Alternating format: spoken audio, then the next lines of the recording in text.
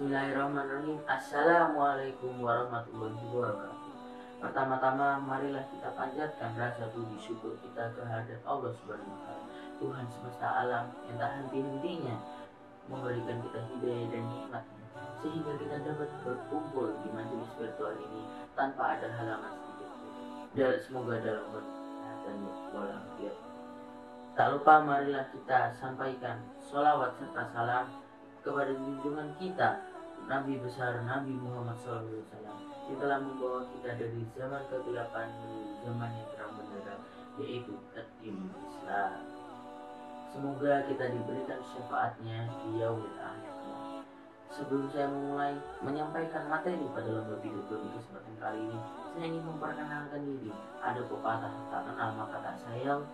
Perkenalkan, saya Muhammad Zaidun Karullah dari SMP Lukman Hakim Pondok Pesantren Jayapura, Surabaya. Di kesempatan kali ini saya akan menyampaikan pidato yang bertema mengapa kita harus bangga menjadi seorang muslim di hadapan juri dan penonton yang terhormat dan insya Allah dirahmati Allah.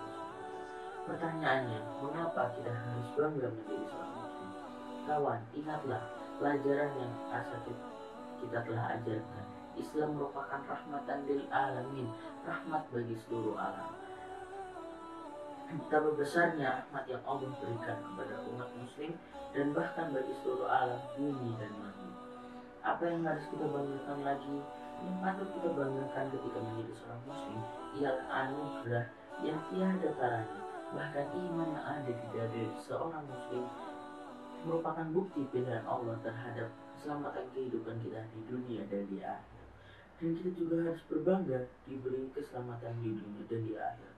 Wah, kita sudah dijamin di dunia dan di akhirat. Masya Allah, sungguh kita harus membanggakan hal ini. Mengapa harus bangga diselamatkan di dunia? Kan tidak ada surga. Banyak sekali saudara-saudara kita di luar sana yang belum mendapatkan nikmat hidayah dari Allah SWT. Mereka ketika banyak masalah, pikiran, hutang, mereka tidak memiliki tempat curhat yang dimiliki orang umat muslim. Akhirnya mereka lari ujung-ujungnya ketika depresi, stres, ke narkoba, judi, mabuk, dan bahkan ada yang mengakhiri hidupnya. Na'udzubillah. Namun jika umat muslim banyak masalah, hutang, pikiran, kita ada Allah. Cukup bangun di sepertiga malam, laksanakan sholat lahir, berdoa, memohon sama Allah, insya Allah masalah tuntas. Penonton dan juri yang dirahmati oleh Allah, kita juga sepatutnya bangga kita diselamatkan di akhirat. Mengapa? Karena umat Nabi Muhammad didahulukan hisabnya mendapat payung syafaat bagi umatnya yang taat, dan juga insya Allah dijamin menjadi ahli surga. Masya Allah, sungguh nikmat yang luar biasa. Berbicara soal nikmat juga harus dibanggakan oleh setiap pribadi kaum muslim. Mengapa? Ada ayat yang diulang 31 kali dalam surat Ar-Rahman yang berbunyi fabi ayyi ala'i rabbikuma tukadziban. Masya Allah, sudah jelas sekali Allah ingin menekankan pada hambanya bahwa kenikmatan menjadi seorang muslim itu banyak sekali, bahkan lebih luas dari bumi dan langit. Kita bangun pagi hari ini sebuah nikmat, kita sholat subuh sebuah nikmat, kita sarapan sebuah nikmat pula yang sangat luar biasa. Kita sebagai manusia tidak bisa menghitung berapa nikmat yang Allah berikan kepada kita. Dan bahkan Islam merupakan salah satu nikmat terbesar yang diberikan oleh Allah pada hambanya. Masya Allah, sudah sepatutnya kita berbangga sekali akan hal ini. Setelah berbicara tentang nikmat, kita bicara lagi soal petunjuk hidup. Seorang muslim patut berbangga karena dia telah memiliki petunjuk hidup, yaitu Al-Quranul Karim. Al-Quran diturunkan sebagai al-huda linnas, petunjuk bagi manusia. Petunjuk apa saja yang ada dalam Al-Quran, petunjuk dari pedoman hidup dari A sampai Z sudah diatur dalam Al-Quran oleh Allah. Dan juga Al-Quran memiliki banyak sekali manfaat. Beberapa di antara itu kita bisa mendapatkan pahala 10 setara dengan 10 kebaikan dalam setiap huruf yang kita baca. Jadi coba teman-teman bayangkan betapa banyaknya pahala dan kebaikan yang bisa kita dapat dari membaca Al-Quran. Yang kedua ada memberi ketenangan jiwa. Coba sekarang teman-teman dengarkan murotal, pasti jiwa teman-teman itu langsung tenang, pikiran tenang, Yang ketiga, sebagai penyembuh dari segala penyakit. Ini juga pengalaman pribadi saya ketika terjangkit virus COVID-19. Saya berusaha untuk mengaji dan ternyata alhamdulillah kondisi tubuh saya cepat sekali membaik.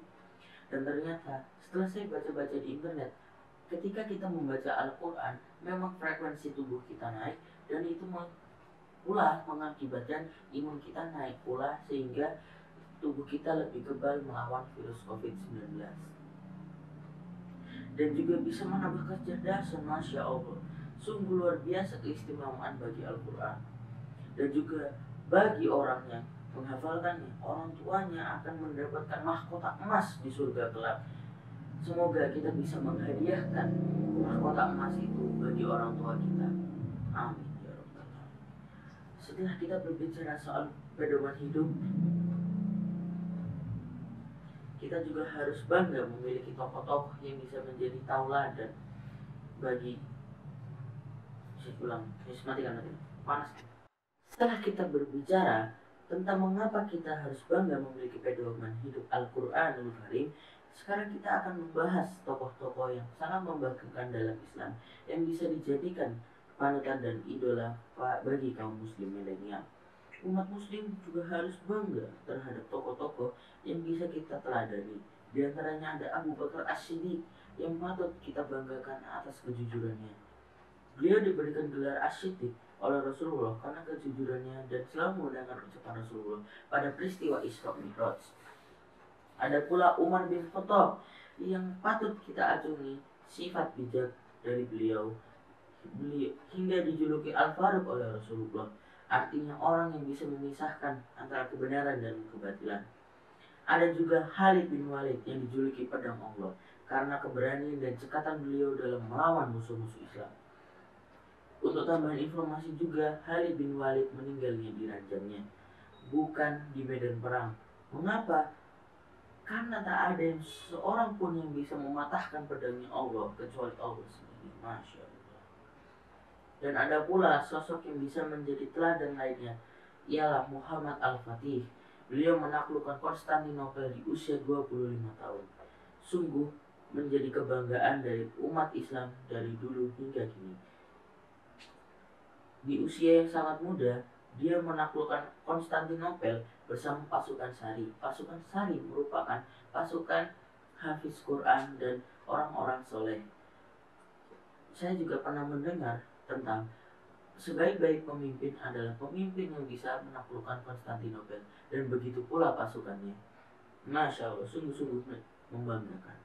Dan tak lupa saya ingin mengingatkan kepada seluruh generasi muslim yang menonton video ini untuk selalu membanggakan dirinya sebagai muslim, karena kita umat muslim memiliki banyak sekali keistimewaan yang ada yang tiada tandingnya.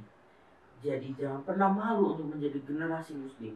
Setelah kita mengetahui banyak hal yang saya sampaikan tadi, pastinya kita sebagai umat muslim akan sangat bangga sekali. Jadi itulah mengapa alasan kita harus berbangga menjadi seorang muslim. Akhir kata, mohon maaf apabila ada salah kata. Jika ada saran, teman-teman bisa sampaikan di kolom komentar di bawah. Jangan lupa like, komen, dan subscribe. Saya Muhammad Zaidan Khairullah. Wabillahi taufiq wal hidayah. Salam pemuda muslim. Wassalamualaikum warahmatullahi wabarakatuh. Stay in tauhid. Allah Akbar.